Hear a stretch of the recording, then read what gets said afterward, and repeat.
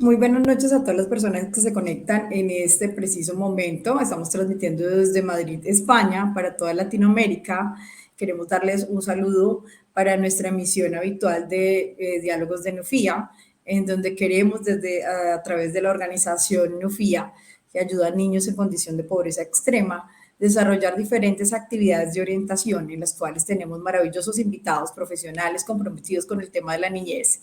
Y el día de hoy queremos darle la bienvenida a una profesional desde Colombia, trabajadora social, con toda la experiencia del mundo en temas de intervención en niños y adolescentes en etapa escolar, lo que van a ser los desafíos de hoy. Les cuento, ella es Adriana Méndez, quien nos acompaña hoy y quien hoy se dirigirá a ustedes dándoles algunos tips de orientación a ustedes como papás, a las personas que hacen parte de establecimientos educativos, de orientación escolar, a todas aquellas personas que quieren entender un poco de cómo es el desarrollo social de los niños en ese periodo. Quiero darle la bienvenida a Adriana. Adriana es profesional en trabajo social, pero además de eso lleva muchísimos años trabajando con niños y adolescentes desde la práctica, desde la orientación escolar y desde espacios en donde podrá guiarnos dentro del aprendizaje. Adriana, aparte de eso, es máster en educación con énfasis en desarrollo humano y valores, es especialista en promoción de salud y desarrollo humano, con muchísima experiencia en el ámbito familiar. Aparte de eso, ha trabajado y orientado a varias organizaciones no gubernamentales en Colombia y actualmente trabaja con la Secretaría de Educación en Colombia y hace su ejercicio como trabajadora social allí mismo. Adriana Méndez, te damos la bienvenida hoy a Diálogos con Nufía desde España. Bienvenida. Hola Carolina, buenas tardes y buenas tardes a todos los que están ahí. Muchas gracias por invitarme, por el espacio. Es algo que me apasiona, la educación, los niños, las familias. Entonces creo que va a ser un espacio chévere en el que vamos todos a aprender. Yo digo que todos son aprendizajes. Claro que sí, Adriana, y te agradecemos muchísimo por haber aceptado la invitación a este espacio. Es un espacio en el que, como les comentaba a nuestra audiencia, vamos a tener la oportunidad de que tú nos guíes en este maravilloso mundo del manejo de los adolescentes, sobre todo, y los niños en etapa escolar. La organización NUFIA es una organización sin ánimo de lucro en España que se dedica a generar proyectos para Latinoamérica y el mundo, en donde nuestro principal objetivo es apoyar desde diferentes aspectos. Y uno de los aspectos más importantes que creemos se debe generar de ese apoyo es todo lo que es la conciencia a nivel emocional, de orientación y de otros temas. Estamos acostumbrados a ver mucho apoyo de organizaciones no gubernamentales dedicadas a temas de niñez, en temas nutricionales, quizás en temas educativos, pero hoy queremos hacerle un llamado a aquellas personas que tienen a cargo la orientación de los niños y los adolescentes, porque son el futuro del mundo, porque son la construcción de esta nueva sociedad. Adriana, bienvenidísima y cuéntanos, entremos ya en materia, cómo viene siendo este proceso de intervención, que para mí la palabra solo intervención suena muy fuerte, pero porque suena como algo de muchísima responsabilidad y uno no se imagina cuál es la labor de un trabajador social, sobre todo en un ambiente escolar. Bueno, aquí en Colombia nosotros en la Secretaría de Educación somos orientadores escolares. Hay varios profesionales, hay psicólogos, terapeutas, trabajadoras sociales. Te voy a hablar un poco del ámbito y lo que ha sido como el desarrollo de la educación en estos últimos años, porque de 30 años hasta acá hemos evolucionado mucho en el mundo en todas las materias y educación no ha sido exenta de como esa rapidez de esos cambios vertiginosos que ha habido en nuestra sociedad. La educación antiguamente era como el conocimiento que se pasaba de una persona a otra. ¿Sí? Los maestros eran los que sabían, eran los que pasaban todo el conocimiento a los alumnos y eso ha ido cambiando un poco con el establecimiento de toda la tecnología. Tú puedes conocer ahorita un país en 15 minutos, ¿sí? Conoces toda su cultura, conoces su lenguaje, todo. Antes no había esa facilidad, entonces el conocimiento hoy se está construyendo de una forma diferente y a una rapidez impresionante. Los niños de ahora todo lo preguntan, todo lo quieren saber y muchas veces no están de acuerdo con lo que el docente les dice en aula, y eso ha traído, pues, discrepancias entre docentes y alumnos porque ha cambiado también el rol del docente. Después de la pandemia hemos tenido unos cambios también algo fuertes, y es en pandemia de pronto muchos padres nos dimos cuenta como la importancia y la labor que tenían los docentes. A nosotros nos tocó estar en casa y hacíamos nuestro trabajo, pero también éramos docentes. Y cómo ser docente en un mundo que está, digámoslo así, tan permeado de tantas cosas, de tanta información, es difícil. Y fue difícil para muchos padres y para muchos niños. Y el volver a la escuela después de pandemia ha sido un choque para muchas instituciones escolares, para los maestros, para los niños y para los padres. Entonces, hemos visto acrecentarse problemas que antes eran mínimos. Por ejemplo, en la edad preescolar hemos visto que se han acrecentado los trastornos de habilidades escolares, porque los niños estuvieron encerrados mucho tiempo en sus casas sin tener el espacio, la disponibilidad de estar en un parque, de jugar. Entonces se atrasaron un poco en su parte motriz, pero también se volvieron como muy adictos a las pantallas, estaban mucho tiempo bajo el televisor, entonces ya el llegar al colegio les parece aburrido, el llegar y no poder hacer como lo que ellos querían hacer cuando lo querían hacer, porque se vieron cambios en los hábitos, en las pautas, y ellos llegaron como a imponer pautas en la escuela, y ha sido un poco difícil de trabajar. Pero entonces, si quieres, empecemos desde contextualizar cómo ha sido la educación, y te pido que si me puedes proyectar la...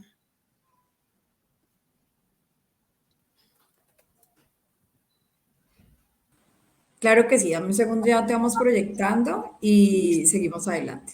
Si quieres, dale adelante y Entonces, ya vamos presentando. vamos a hablar de los paradigmas de la educación. Esos paradigmas, ¿qué es un paradigma? Es algo que está culturalmente construido y que ya hace parte de todos nosotros. Es una convicción, digámosle así.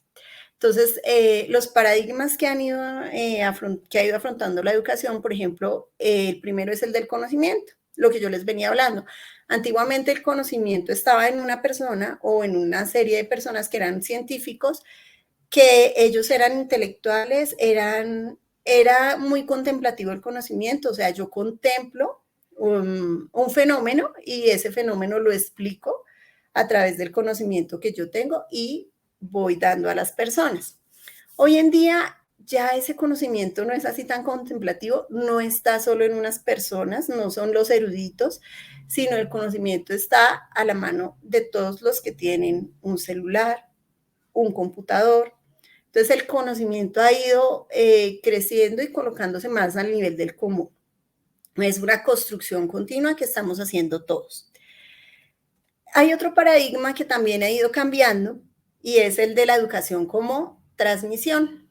Entonces antes teníamos la idea de que era el maestro, el profesor, el educador, y que solamente él podía transmitir esos contenidos porque era el único que tenía como la preparación y la práctica profesional. Ahorita en el mundo de hoy hablamos de el desafío de la complejidad. ¿Qué es el desafío de la complejidad? Es la comprensión del momento actual, es la comprensión de mi realidad. Entonces, los niños y los adolescentes ya no se quedan con lo que hay en un libro, sino ellos quieren conocer aún más y quieren abrir sus ojos a nuevos desafíos. Entonces, el desafío de la complejidad me lleva a repensarme cómo está la sociedad, cómo estoy yo viviendo en ella y qué dificultades encuentro y qué maneras de vivir encuentro para yo poder seguir. Esos son los dos paradigmas que hemos visto. Entonces, pues ya ahí hay varias posturas conceptuales y todo que hemos tenido que ir dejando y prácticas que hemos tenido que dejar. De ahí nos lleva a los retos que han tenido los educadores y que les quiero hablar un poco, y es los cambios en las prácticas pedagógicas que han ido de las tradicionales a las contemporáneas. ¿Cuáles eran las tradicionales? Entonces el docente, el maestro, el educador hoy en día explicaba el tema y los niños lo único que hacían era creer todo, copiar y esperaban a que fuera la evaluación.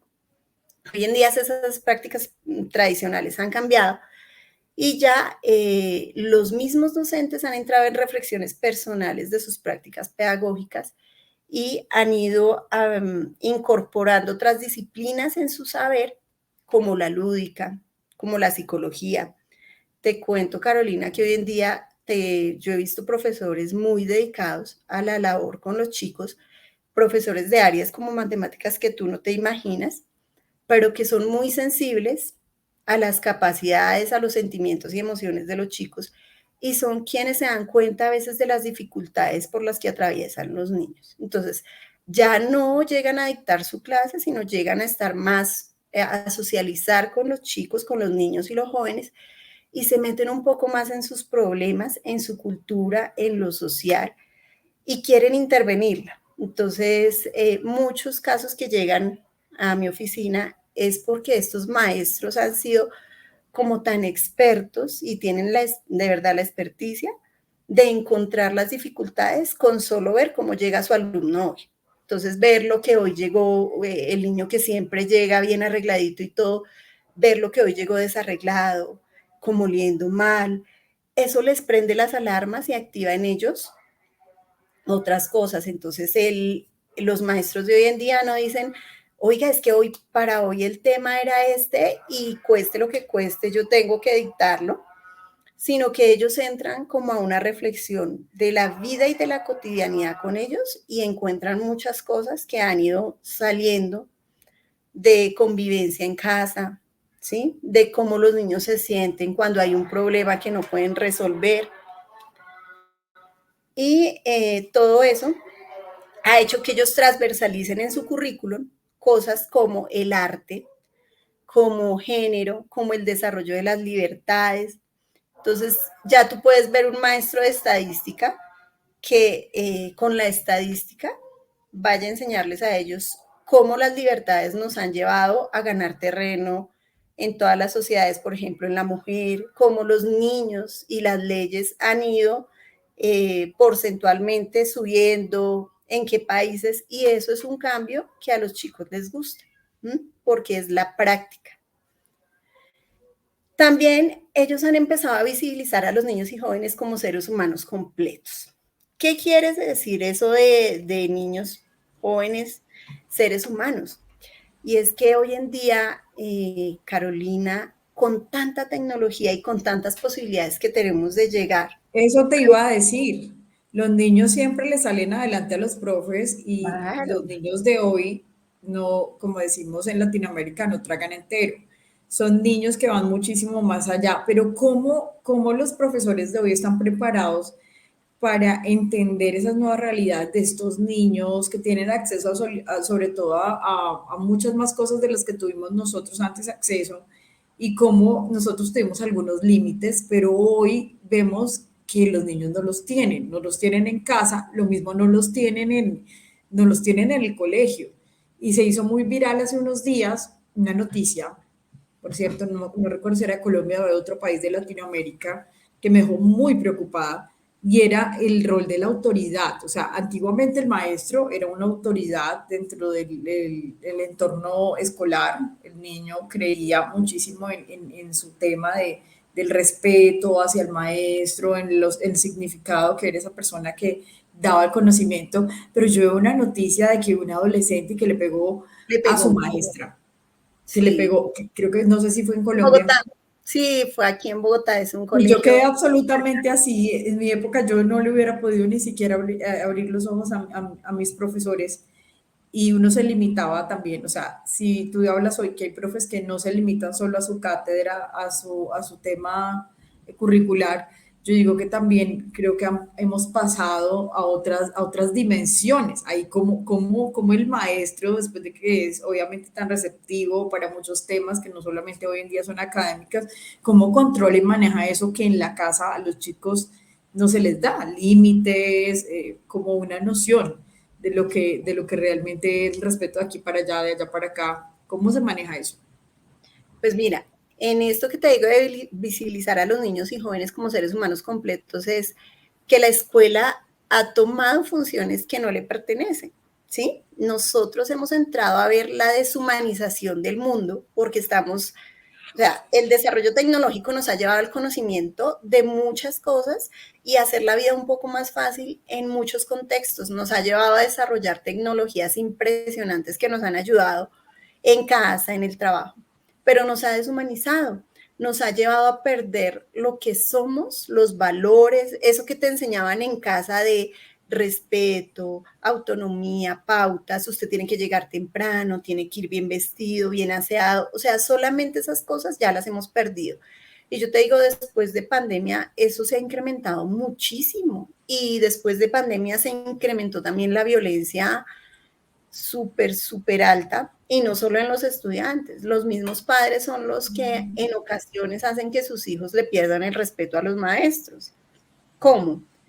Por ejemplo, si te hacen un llamado de atención a ti como madre de familia y te dicen que tu hijo o tu hija tiene una dificultad, ¿sí? Posiblemente con la droga, que está con compañeros, ¿sí? Que no son, que lo hemos visto, que últimamente no se concentra, que no está entrando a clases. Y tú como padre lo que haces es decir, no, eso es mentira, agredir verbalmente al profesor delante del estudiante, del joven, pues tú le estás quitando autoridad al maestro. Y eso se ha visto en las aulas. La noticia que tú dices pasó aquí en Bogotá. Una compañera docente fue agredida por una chica precisamente porque no quiso guardar su celular en medio de la clase. Entonces la profesora, pues la docente fue a quitarle el celular y pues la niña se puso súper iracunda y le pegó a la docente, ¿sí? Porque lo que te digo, estas cosas tecnológicas nos han deshumanizado tanto que ya no podemos vivir sin estar conectados. O sea, yo he visto, por ejemplo, reuniones donde tú vas a pasar supuestamente con tu familia y amigos un rato chévere, pero tú ves a toda la gente en medio de una sala conectada todos al celular. O sea, no se miran para hablar, hablan lo menos posible, no hay encuentros ni físicos ni verbales. No era como las fiestas de antes que tú bailabas con los tíos, con los primos, no, ya no. O sea, cada uno está en su tema y yo me aburro con todo. Lo único que no me aburre es entrar al Face, entrar al TikTok, darle like, eso no me aburre. Y eso está pasando no solamente en los niños y en los adolescentes, sino que gran parte es porque nosotros los adultos hemos transmitido esa educación. Entonces hoy tú ves niños de 1 año que no se sientan a comer si no tienen el celular y el video porque, mejor dicho, para ellos la concentración está ahí. Cuando O llegan a sea, una...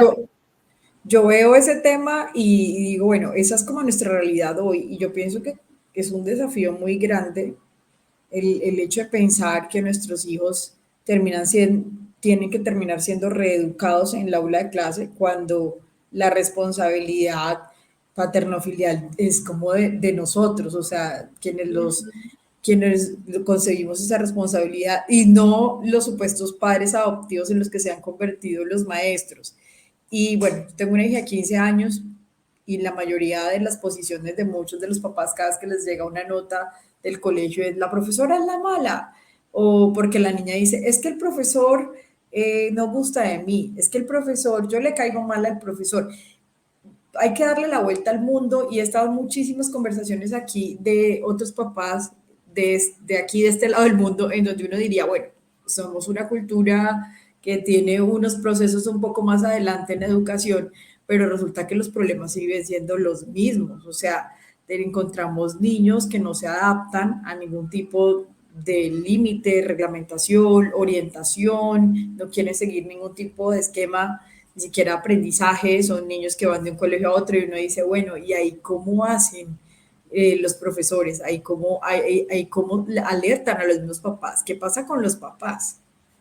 Bueno, es un reto grande porque, como tú ves, estamos en una sociedad de derechos y los niños son el interés principal y ellos tienen los derechos principales por encima de toda la sociedad. Entonces, para un docente es muy difícil entrar a mediar con un papá que no quiere educar y con un joven, un niño que no quiere ser educado, porque generalmente cuando vemos niños disruptivos, digámoslo así, que no acatan normas, que no tienen reglas, que quieren saltarse la autoridad y son oposicionistas, muchas veces yo veo que son niños que son muy solos. Entonces, simplemente en las tardes, papá y mamá todo el día trabajan, obviamente, pues es una cultura, estamos sumergidos en la cultura del consumismo, ¿m? Y entonces me venden esto, tengo que comprar lo otro, tengo que pagar, tengo que vivir en una zona más esto, yo compré un apartamento acá, pero quiero el otro. Y todo ese consumismo nos lleva a trabajar por horas y horas y horas y dejar nuestros hijos solos. ¿Qué hacen nuestros hijos solos? Se conectan con sus amigos, hacen retos, nadie tiene control y cuando los padres llegan a casa, no hay esa sensibilidad emocional para decir, ven, oye, ¿tú por qué no arreglaste tu cuarto? No, simplemente a mí no me importa lo que haga el chico, lo que haga el niño, y simplemente yo dejo que todas las cosas pasen, ¿sí? No hay orden en casa, no hay horarios, entonces el niño se acuesta a la hora que quiere. Obviamente si se acuesta a la 1, 2 de la mañana, pues para levantarse temprano e ir a estudiar, está cansado. Su cuerpo no le da y entonces llega al colegio en una mala actitud. Y muchas veces uno de papá como que no ve eso. Yo a veces hablo con los papás, a veces no, me toca hablar todos los días con padres de familia a los cuales le recargo mucho eso. Y siempre que yo les digo, mira, hay que estar más pendiente de las tareas, hay que hacer un seguimiento, hagamos un cronograma en las tardes. No, profe, yo todo eso lo hago, yo todo eso lo hago. O sea, es como si yo supiera todo, pero uno solo con ver al niño o al joven cómo es. Yo les digo al papá, yo viendo a su hijo cómo es, cómo me responde, yo sé cómo están las cosas en casa. O sea, hago una lectura de cómo está la casa y las cosas no están bien. O sea, no nos echemos mentiras, como se dice acá, de decir que todo está perfecto, que yo tengo el control y la autoridad, cuando no es así. Cuando no valido las emociones de mis hijos, cuando ellos me hablan y yo, por estar ocupado en otras cosas, por estar ocupado contestando un mail que mandó mi jefe, entonces ni siquiera lo miro. Llega el niño llorando. ¿Y por qué llora? No, es que hoy en clase hicimos un avioncito y el avioncito se me rompió y llora y el papá, ay, pero por esas bobadas que usted llora, después hacemos otro avión. Pues el papá no lo escuchó y no supo que ese niño iba a jugar al otro día con sus amigos y con el avión, ¿sí? Y el niño sabe que al otro día no puede jugar con sus amigos porque ya no tiene el avión. Para el niño eso es difícil, ¿sí? Es dejar de estar unido. Entonces, para los adultos es tan fácil como decir, es que yo sí tengo cosas importantes y tú no. ¿Mm? Lo mío es importante, lo tuyo no, porque tú solo tienes que estudiar. Y dejamos la responsabilidad a los docentes de todo. O sea, se supone que los educadores deberían estar dando sus clases de matemáticas, de ciencias, de español, ¿cierto? Pero muchas veces no lo pueden hacer. ¿Por qué? Porque tienen que atender el niño que llegó llorando, porque tienen que atender la niña que de pronto está haciendo juegos sexuales inadecuados. Entonces eso prende alarmas. ¿Qué está pasando con esta niña? Ahí, para allá iba, Adriana. O sea, hay unos temas muy pertinentes en este momento y es cómo los niños están reflejando sus realidades desde casa, en los colegios, cómo llegan tan preparados pueden llegar a otros estamentos educativos o a la vida misma, ¿no? Porque hay quienes terminan o no el colegio y ya, para de contar. Y nosotros estamos viendo que ahorita no solamente se hace necesario que las personas que orientan académicamente los niños y los adolescentes tengan una formación en un campo directamente específico, sino que tienen que hacer de psicólogos, psicopedagogos, neurólogos, bueno, no sé, un poco de profesiones que ahorita son. Y yo digo, bueno, ¿y en qué momento se sienten apoyados en sus casas? Bueno, teniendo también en cuenta la realidad, por ejemplo, no solo de Latinoamérica, sino del mundo. O sea, ya no somos papás o mamás que nos podíamos dedicar constantemente al hogar y a labores que permitían como una constante vigilancia, por llamarlo así, sino que somos papás que salimos todo el día, y me incluyo dentro de esa nueva generación de papás, que no hemos tenido ese tiempo constante de tener a nuestros hijos allí 24/7 todos los días, sino que debemos salir a trabajar, debemos salir a producir, porque, bueno, son horarios largos, son compromisos pero pues en qué momento se deja de lado la responsabilidad como papás y abarca toda la responsabilidad laboral o empresarial de nosotros y el chico queda solamente en manos de los profesores o en manos no sé de quién más. Del cuidador que lo recoge en el colegio y en las tardes está con él, pero tiene más familia, pero no se sabe que el hermano de esa cuidadora o cuidador va todos los días y es un presunto abusador. O sea, realmente nosotros no sabemos muchas cosas como padres y hay un sofisma, una frase sofisma que yo digo que es un sofisma y que no la hemos creído, no la hemos metido, no la hemos repetido y no la hemos creído y es la palabra de no, es que yo le voy a dedicar tiempo de calidad a mi hijo, porque yo no puedo estar todo el tiempo con él, así como hacían las mamás de antes, por ejemplo, antes esa tarea estaba muy ligada a lo femenino, ¿no? Con este desborde de la libertad y el feminismo y todo, claro, salimos a trabajar todas las mujeres, pues primero porque la economía no aguantaba para que trabajara uno solo, y segundo porque ya las mujeres queríamos desarrollarnos profesional y en otro sitio que no fuera en la casa. Y porque en la casa no se le va reconocimiento a la mujer, ay, ni se le pagaba sueldo, ni reconocimiento social, ni moral, ni de ninguna clase. Entonces nosotras queríamos salir a ser reconocidas, pero no hicimos un equilibrio en casa con nuestras parejas, que fue lo que debimos hacer, porque tanto papá y mamá tienen la misma responsabilidad. Entonces, no por ser mujeres tenemos que encargarnos de la cocina, de la casa, de las tareas, no. Los hombres también pueden y hay hombres pilísimos que a veces se quedan solos con la tarea de ser mamá y papá y lo logran y son muy buenos en esa labor. Entonces, ¿qué es lo que pasa? Que nos creímos el cuento de que como yo no tengo tiempo, voy a darle tiempo de calidad a mi hijo. No tengo sino una hora en la semana para darle, yo voy a darle calidad. ¿Qué calidad de tiempo le doy? No, pues yo lo saco al cine, yo lo saco al parque, hacemos actividades chéveres. ¿Mm? ¿En qué momento tú estás dialogando con tu hijo? ¿En qué momento tu hijo adolescente te pudo contar que un amigo ayer le dio una droga llamada Tusi, que está muy de moda aquí en Colombia, y que eso le gustó? O sea, ¿cómo puede abrirse un joven? No se puede abrir en casa porque no hay tiempo. Entonces, muchas veces los chicos se abren en el colegio con los educadores. A veces le tienen más confianza al profe que al mismo papá, porque los papás a veces cuestionan y son, pero eso no le enseñé yo, pero yo para qué le estoy pagando un colegio tan caro, pero yo para qué estoy haciendo tantas cosas si usted no está haciendo lo que yo quiero, porque queremos que ellos sean perfectos, ¿sí? Algo de eso voy a hablar ahorita cuando pase al reto de papás, no me quiero adelantar, pero sí está quedando mucho la tarea en los docentes y en los educadores de suplir ese papá, esa mamá, esa familia que no está. Hoy en día es muy común ver que las parejas jóvenes se separan y entonces yo me voy con el niño o yo me voy con la niña o sí, y los dejamos al cuidado de sus abuelos. Y esa es otra cosa que yo siento que está matándonos, porque es que los abuelos ya fueron padres y ellos ya están en otra etapa de su vida, ellos ya no están para poner las mismas sanciones, poner los mismos límites que pusieron con nosotros. Ellos están viviendo otro momento y ellos con los nietos no son tan exigentes como lo fueron con nosotros. Entonces, ¿qué pasa? El abuelo que todo le dice al niño que sí, el abuelo que no tiene límites, la abuelita que todo le recoge, que todo le hace, que no le enseña, por ejemplo, a preparar un alimento, que importante es para un joven cuando crece saber preparar, aunque sea lo necesario para vivir. Si yo me voy de este país a otro país y no tengo un centavo en mi cartera, ¿yo qué hago? Comprar las cosas básicas y cocinar, pero si no lo sé hacer, pues me va a morir de hambre.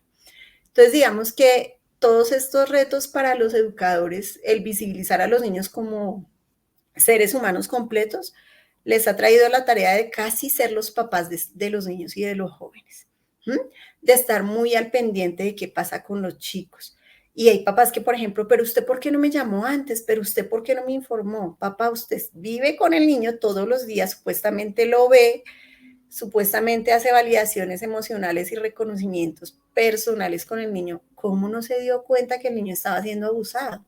O sea, hay cosas que uno a veces dice, toda la carga, y aquí nos estamos sintiendo a veces mucho que toda la carga es para el educador, para la escuela. Entonces pasamos a ser los padres, los educadores, y le quedamos debiendo a la familia, porque los Adriana, niños... bueno, ahí hay varios temas y es bueno, nosotros como papás pecamos, pero el tema es cuando nos damos cuenta de determinadas cosas no sabemos qué hacer. Yo he escuchado en muchísimas conversaciones con amigos acá que tienen hijos de edades, bueno, ya los adolescentes al menos hablan, gritan, se defienden, pero un niño en etapa hasta ahora inicial, estamos hablando de niños de 5 7 años que hasta ahora están procesando temas, bueno, desde que no tienen la atención de sus papás, en el momento en que los papás se dan cuenta de algún tema diferente, no saben dónde recurrir. Lo primero es echarle igual la culpa al colegio, si pasó algo, o hacer así. Pero ¿cuál sería como el consejo que tú les puedes dar a sus papás en el momento en el que encuentran algo que no saben cómo manejar, que mi hijo está siendo víctima de bullying, que mi hijo está siendo acosado, que, bueno, que mi hija tiene conductas o mi hijo tiene conductas psicológicas diferentes, ¿no? Ya hablamos de otros temas que aunque obviamente sé que profesionalmente un trabajador social no atiende, sé que puedo direccionar, pero ¿qué deben hacer estos papás? ¿A dónde tienen que acudir? Siempre, obviamente, acudimos al colegio, es como la solución, pero tú qué les dirías a ellos antes de armar como obviamente no el drama que hacemos todos porque nos preocupamos al no saber, pero ¿para dónde vamos? Bueno, yo trabajo mucho y me encantan los niños, me encanta trabajar con los pequeñitos, yo trabajo con preescolar y toda primaria, porque son niños, y los niños son tan escuetos para contar sus cosas. Ellos son, cuando tienen confianza, mira, ganarse la confianza de un niño es muy fácil. Por eso es que ellos son más frágiles y más vulnerables para ser abusados, para que caigan en trata de personas, o sea, porque ellos son muy sensibles y son muy abiertos. Entonces, que un papá diga que no sabe cómo abordar a un niño pequeño, no creo, porque es muy fácil tú entrar a un diálogo con el niño. Claro que sí lleva tiempo, y tiempo es lo que ahora no tenemos en esta sociedad como tan rápida que nos genera tantas cosas, pero hablar tú con el niño y preguntarle, empezarle a preguntar sus sentimientos y sus emociones, tú con eso ya vas encontrando cosas. Entonces, tú como papá de un niño pequeño deberías todos los días validar sus emociones en el colegio. ¿Cómo las valido? Yo hablo con él, lo miro cara a cara, le presto atención, dejo mi celular, apago el televisor, apago todas las interferencias, y solo estoy para él, para decirle cómo te fue hoy, y él me va a decir, no, pues es que imagínate que Jorgito hoy en el baño me metió la cabeza dentro del lavamanos y abrió el agua. Papi, ¿eso ha pasado más veces? Pues sí, papá, otra vez él me encerró en el salón, otra vez él me hizo eso. Tú ahí dices, oye, eso no es normal. Y tú le dices a tu hijo, bueno, Jorgito no está haciendo las cosas bien, ¿sí? Vamos a mirar cómo hacemos que Jorgito pare esas situaciones contigo y con los demás niños, porque no debe pasar. Entonces, lo primero que yo hago como padre es ir al colegio. ¿Sí? Muchos llegan armando el escándalo, pero es que mire, aquí no se dan cuenta, y mi hijo, y entonces la profesora qué está haciendo, y entonces, ¿para qué le pagan? Y entonces, hablar y saber el tema. Tal vez Jorgito ya esté en un proceso psicológico, pero pues eso no le decimos nosotros a todo el mundo, porque también sería vulnerar los derechos de Jorgito, como la intimidad. Entonces, explicarle a ese papá, sí, mire papá, esto está pasando con Jorgito, entonces tenemos que educar a su niña para que siempre que pase, en el momento que pase algo, ella diga ahí mismo. Nosotros tenemos que decirle a los niños, tienen que decirlo ahí mismo. ¿A quién? Al docente. Bueno, no, el docente no, el coordinador, la orientadora, la persona con la que yo tenga más confianza, voy a decirle para que nosotros podamos parar la situación en ese mismo momento. Y yo como papá tengo que empezar a validar las cosas que de pronto esta niña ha sentido como maltrato, y de pronto lo naturaliza, porque es que cuando a mí me agreden y hay un bullying, yo lo naturalizo. Y eso se me vuelve a mí una constante, por eso es que a veces es tan difícil de reconocerlo, porque para la persona, la agredida, es muy difícil reconocer que eso está mal. O sea, los agresores los llevan a ver que eso está bien, que es un juego, que entonces es validar emocionalmente a la niña y decirle, no, eso no está bien, tú no tienes que entrar en el mismo juego de agredirlo, pero tampoco debes dejar que te agreda. Entonces tú tienes que hablar con Jorgito y decirle, un momento, Jorgito, hay que enseñarles a ellos a comunicarse y a hablar, porque hoy en día lo que te digo, se está perdiendo la comunicación. Sabemos comunicarnos por emoticones, por medio del WhatsApp, es maravilloso, pero tú tienes a alguien al frente al que le quieres decir cosas y no puedes. ¿Sí? Muchas veces uno como que, y cuando lo vea, tú vas a una cita con alguien y tú quieres decirle muchas cosas y cuando lo vea le va a decir esto y le va a decir lo otro y le va a decir esto otro y también esto y llegas y te callas. Finalmente Porque no se lo dices. no, Y, porque y yo sientes que creo que está así le mal. pasará a los niños, o sea, porque ese tema de los vínculos termina exteriorizado más fuera de casa, más en un aula de clase, hasta yo creo que es todo ese tema. Nosotros hemos venido hablando en diferentes programas de organización no FIA, con profesionales de psicología y que trabajan como los temas de niñez y familia y nos dicen que obviamente son expresiones que ellos están viendo, expresiones espejo, pero hasta qué punto, o sea, nosotros como papá podemos buscar como qué alternativas para darle un buen manejo a todos estos temas que nosotros muy posiblemente somos los responsables completamente, pero que ya se nos salen de las manos y ya llegan al colegio y nos dicen, venga, vamos a sacar a su hijo de acá, o sea, ya su hijo no tiene cupo el otro año, nadie se lo aguanta, va perdiendo el año y uno como papá, venga, pero ¿qué pasó? ¿Qué fue lo que pasó? Pero uno está pensando es como cómo justificar la conducta del niño y no buscando la razón por la cual se viene el llamado de atención, lo que sea. Ahí uno como papá, ¿qué hace? Ahí, bueno, como papá, uno en las instituciones escolares cuando identifica estos eventos, nosotros les decimos, los invitamos a educarse. ¿Cómo se educan? Con un psicólogo, con un terapeuta de familia, porque es que esto de ser papás es algo que no nos dieron ni un manual, ni nos dieron clases en el colegio. O sea, tú fuiste mamá y papá y llegaste como sin saber nada. Te llegó el niño, te llegó la niña y tú comenzaste a hacerlo como la naturaleza lo hace, creyendo que lo hacías bien, ¿sí? Pero nosotros generalmente le metemos mucho tiempo a la película, le metemos tiempo al libro de Harry Potter, le metemos tiempo al libro de tal, le metemos a la serie tal, pero a educarnos como papás no lo hemos hecho. ¿M? Los Y, llevamos así en el fin de semana para no hacer otras cosas, los y preferimos darles para compramos. el iPhone, preferimos ponerle al niño la tablet para no escucharlo si llora, preferimos mandarlo a que juegue al parque, o sea, son como conductas reiterativas y el niño viene a expresarlas todas en el colegio. Vienen Claro, muchos temas y después uno se pregunta, bueno, ¿y qué fue lo que le pasó? Venga, ¿y usted por qué es tan agresivo? ¿Usted por qué hizo eso en el colegio? ¿Por qué le pegó a Pepita?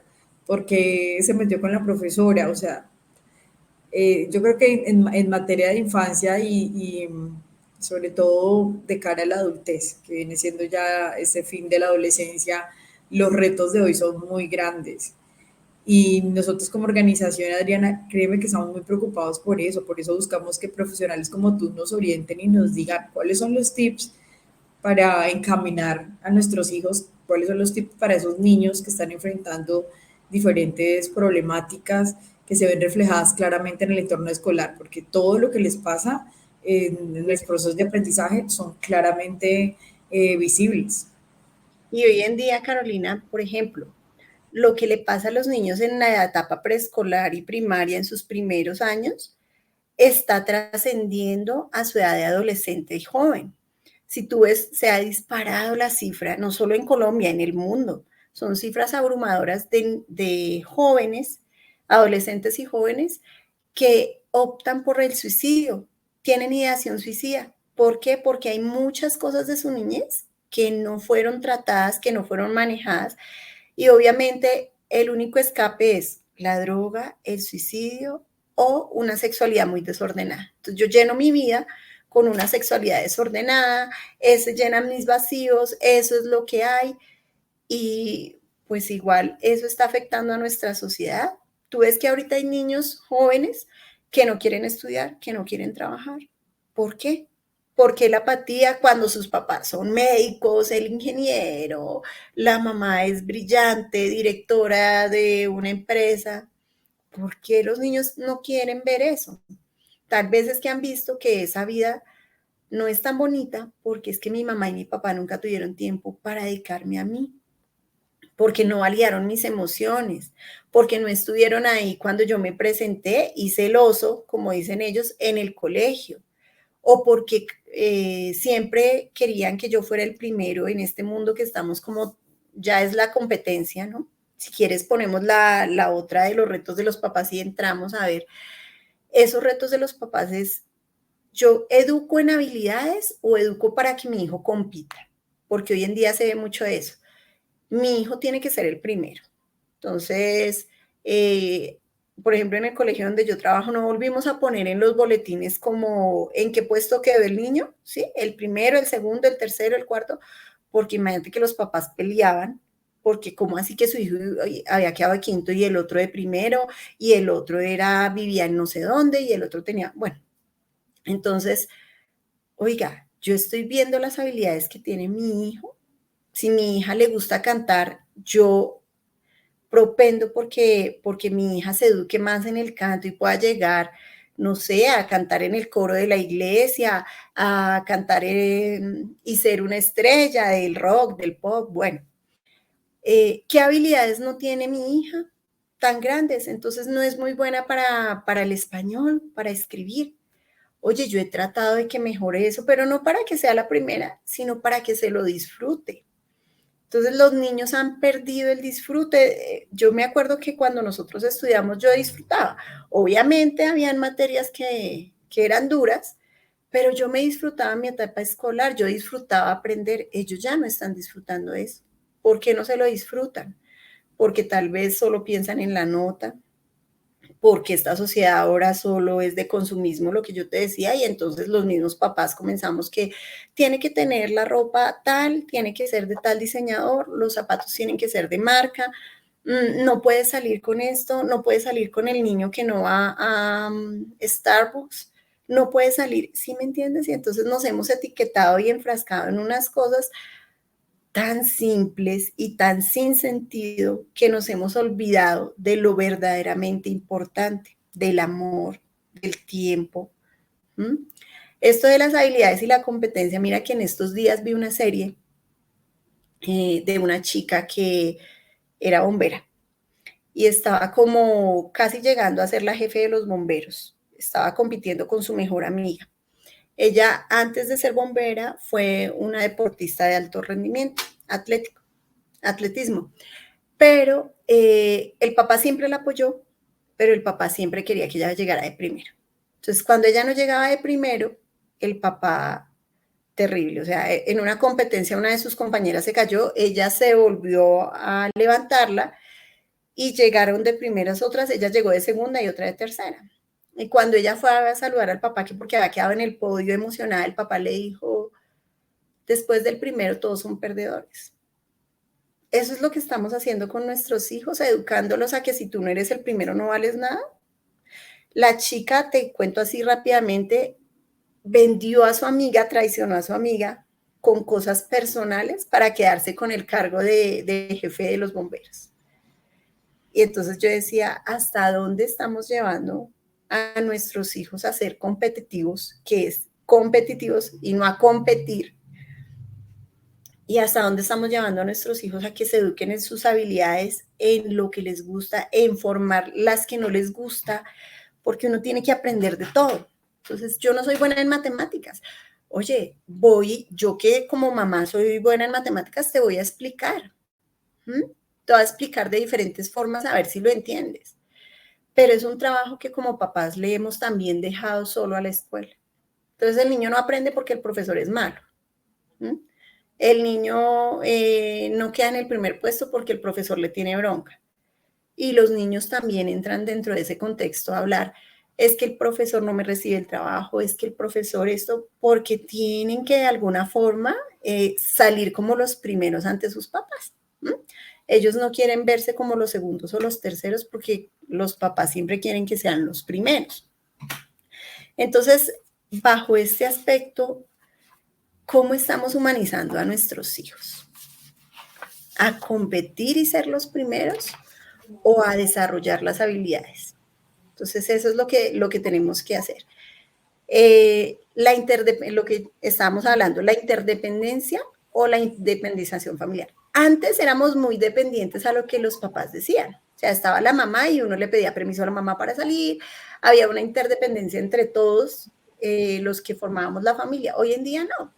Hoy en día tú ves que un fin de semana la familia está cada uno en su cuarto. Por ejemplo, van a ver una película en Netflix, pero a mí no me gusta la acción, a mí no me gusta el terror, a mí no me gusta esto. Entonces cada uno se va a su cuarto, prende Netflix y ve diferentes cosas. No hay interrelación, es una independencia familiar total. O sea, vamos a cine y en el cine el celular, estamos hablando con el uno y con el otro, salimos del cine y ya, vamos para la casa y creemos que con llevarlos a restaurantes caros, a cine, al mejor lugar, eso hace que nuestros hijos ya lo tengan todo, pero no tienen lo más importante que es el segundo punto y es la práctica del cuidado. ¿Cómo cuido yo algo que me importa? ¿Mm? Estoy pendiente de, ¿comiste bien? O estás entrando en un proceso de anorexia. Muchos papás no se dan cuenta, sino cuando el proceso de anorexia ya está, mejor dicho, casi que irrescatable. ¿Mm? Porque, porque no, como padres no hacemos un cuidado total de los niños. Y eso es lo que hemos perdido. Yo siento que esos vínculos y esa humanización es la que estamos dejando atrás por toda la tecnología. O sea, ni siquiera culpo solamente a los papás, es de la sociedad. Estamos cayendo en un conocimiento más tecnológico, más de lo que está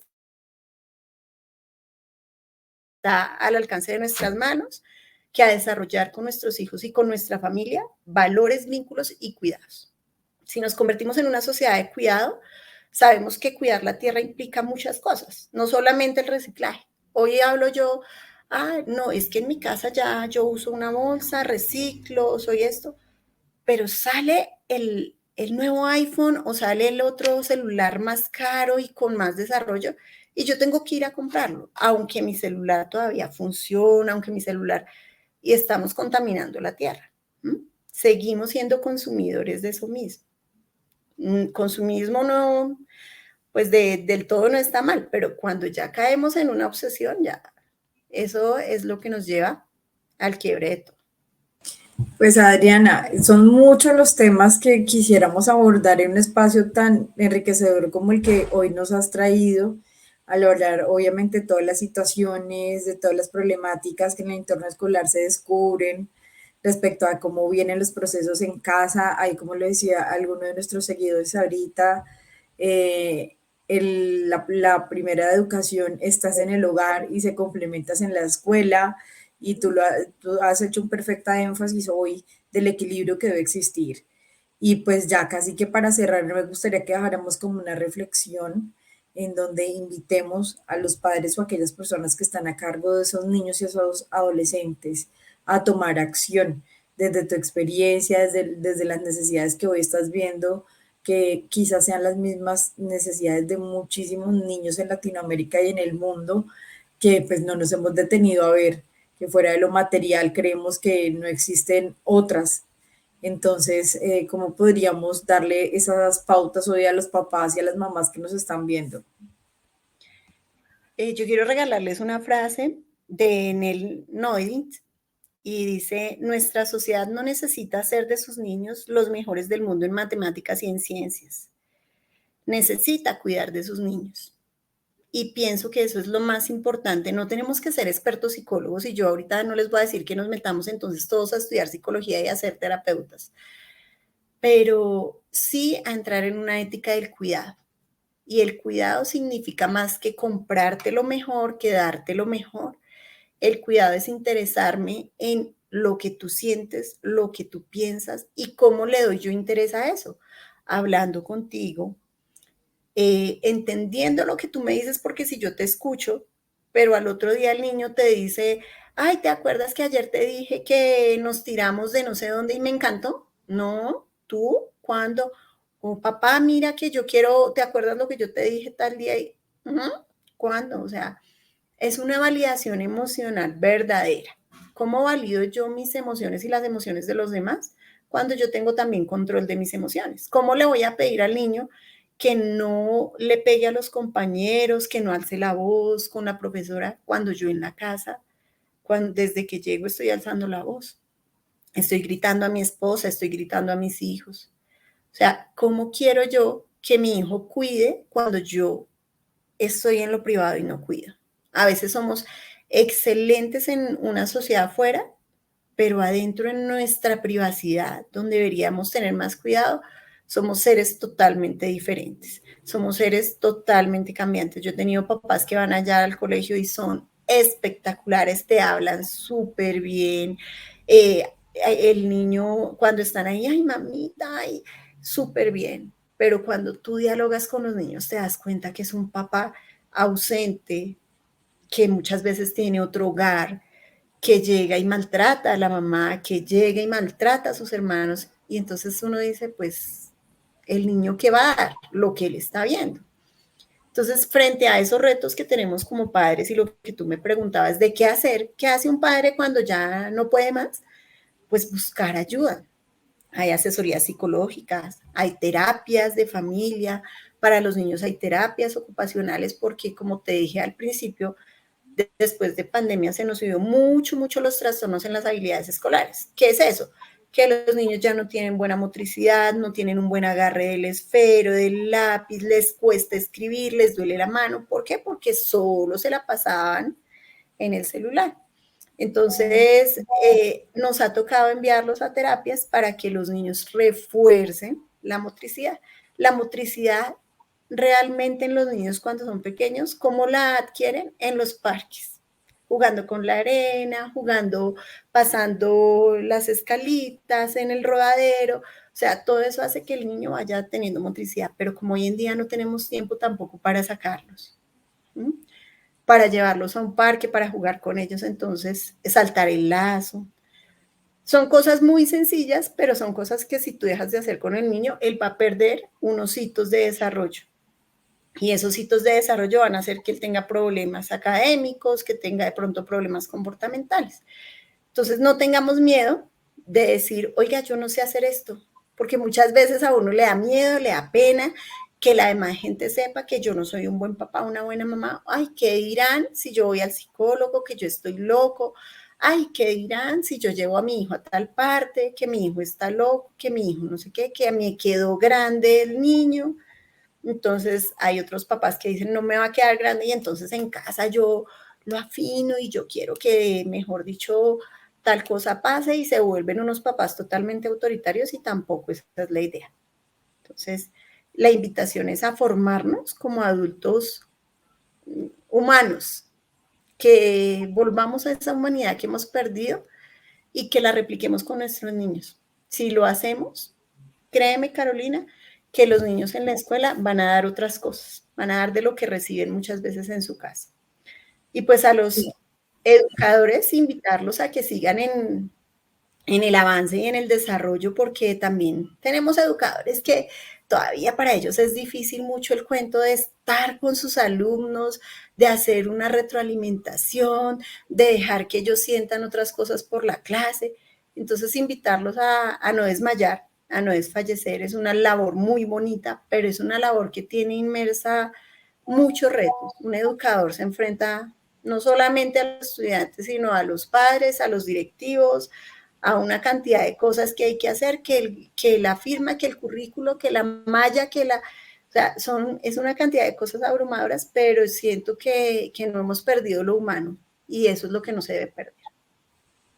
Pues Adriana, tú lo has dicho, realmente humanizar no solamente los procesos educativos, escolares, sino humanizar a las familias, porque desafortunadamente la tecnología, los retos laborales y profesionales y otro tipo de cosas han hecho que los valores, la empatía, la compasión sean ahorita eficientes, que la inexistencia de esas herramientas que tanto preguntábamos en la antigüedad, que eran los pilares fundamentales de las familias, hoy sean tan escasas. Agradecerte por esa maravillosa intervención del día de hoy. Para Organización Nufía es todo un gusto haberte tenido en este escenario, que las personas que se conectaron hubieran podido participar. Ahí están las personas dándonos como ese tema de razón, todas las razones que les has dado a sus papás, que o en este momento están como, que les quedó ese poquito esa reflexión que les acabaste de hacer, de qué estamos haciendo, cuál es nuestra responsabilidad y sobre todo aquellas personas que tienen en sus manos la educación de los niños en cualquier lugar del mundo.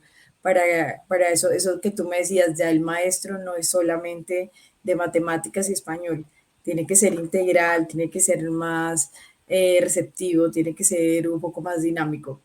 Entonces, Adriana, muchísimas gracias. Esta es tu casa. Nufía se complace muchísimo por contar con profesionales aliadas como tú a esta noble causa que es la niñez en el mundo, sobre todo al trabajo con aquellos niños en condición de pobreza extrema que de alguna manera pues no cuentan con estas oportunidades que muchos de nuestros niños en otras condiciones sí lo hacen y que obviamente no se valoran.